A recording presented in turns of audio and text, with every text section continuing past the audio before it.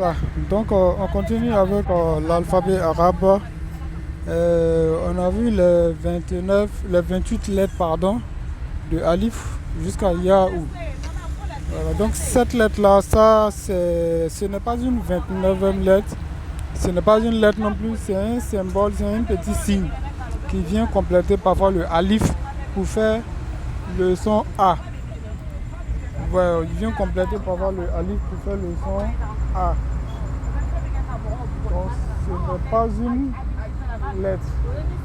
On a 28 lettres en arabe. Voilà, donc on l'écrit comme ça. Voilà, on lit ça Hamza. On lit ça Hamza.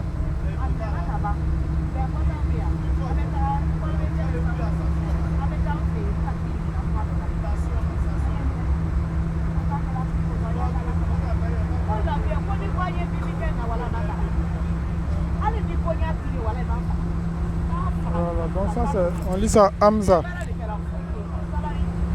On lit ça Hamza. Donc ce n'est pas une nouvelle lettre. Ce n'est pas une nouvelle lettre, mais c'est plutôt un signe qui vient compléter le Alif. Plutôt une lettre qui vient compléter le Alif parfois pour donner le son A. C'est un signe, pardon, qui vient compléter le Alif parfois pour donner le son A. Donc quand on fait comme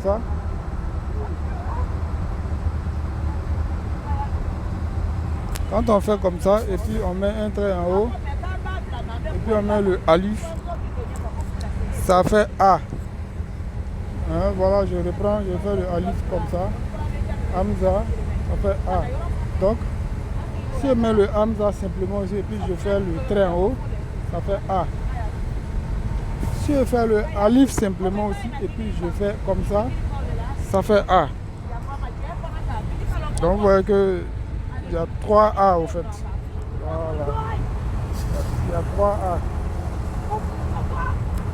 Voilà. Donc, je reprends.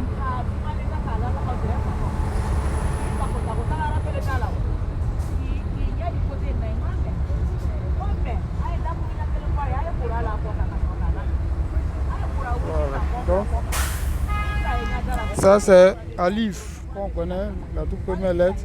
Quand il met un trait en haut, ça fait A. Ça c'est Alif. Si je mets Hamza en haut, et puis je mets le Fata, ce trait là, on va le voir, ça fait A. Si je mets aussi le Hamza simple, et puis je mets le trait en haut, ça fait A. Donc vous voyez que c'est les 3 A. C'est le même A qu'on connaît en français. Voilà. Donc c'est un symbole qui vient compléter parfois le Alif. Parfois aussi il s'écrit simplement. Et puis quand on met le trait en haut, ça fait A. Ok.